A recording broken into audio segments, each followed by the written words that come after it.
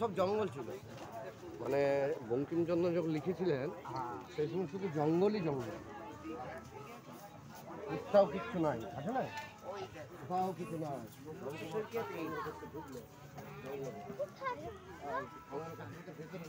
চেন্নাই মেরিনা ব্রিজের কথা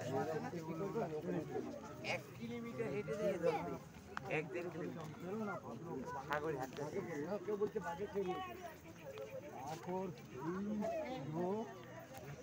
তো অনেক ইতিহাস আমাদের ওখানে থাকলো, বাইশি দিয়ে বিয়ে হলো,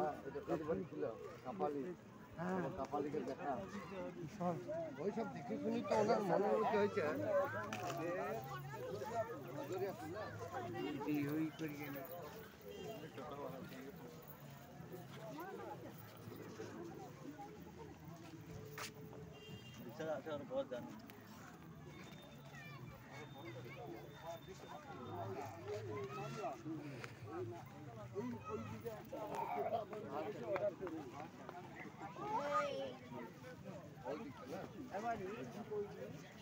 দেখলি বালি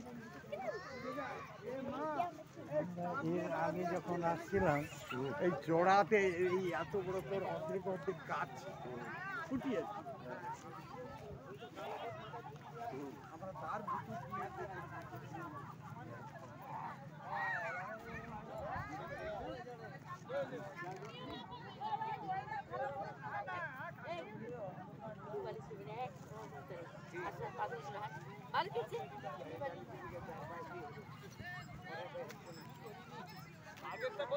সাইক্লোন হয় বাবা,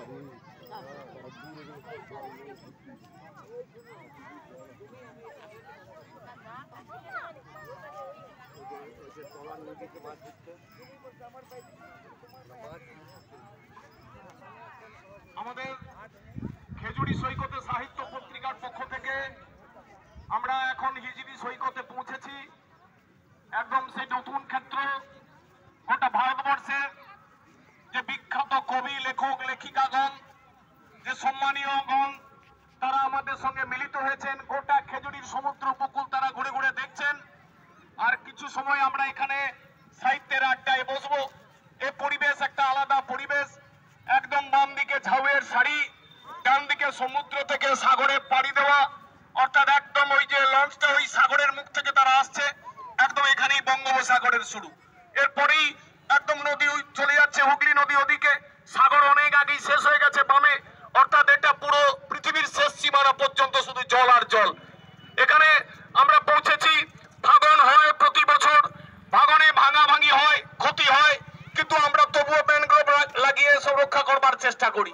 আর সেই ক্ষেত্রেই আমাদের সৈকতের উৎসবের উৎসব কমিটি সভাপতি সম্পাদক প্রদীপ বাবু, শ্রীমন্ত বাবু, অরক বাবু সহ আমাদের সব কার্যকর্তারা তারা চিন্তা ভাবনা করলেন যে এই জায়গায় বসে কিছু সময় একটু নিজেদের মধ্যে একটু গল্প পুজো হোক, একটু সৈকতে কিছুক্ষণ থাকি, আর সাহিত্যের আড্ডায় কিছুক্ষণ থাকি। আর বিশেষ করে অনেক দর্শনার্থী আছেন দূরে দূরে। শুক্রবার দিন যদি হয়ে যায়, এখানে আপনারা দাঁড়াতে পারতেন না। যে অন্য দিন হলে শুক্রবার, বৃহস্পতিবার, শনিবার কিন্তু রবিবার তেমন নয়, শুক্রবার দিন প্রচুর ভিড় হয় এবং বৃহস্পতিবারও তাই। যে একের পর এক মানুষ, হাজার হাজার মানুষ আসেন, গাড়ির বন্যা হয়ে যায় এখানে, অর্থাৎ প্রচুর মানুষ আসেন এখানে। সেই জায়গায় আমরা মিলিত হয়েছি আজকের এই জায়গায়।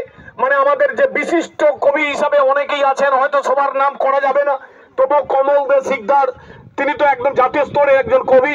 আমাদের বরুণ চক্রবর্তী মশাই আছেন, আমাদের আনন্দ সুশান্ত বাবু আছেন, আমাদের সুশান্ত ঘোষ বাবু, তিনি কবি হিসাবে আছেন।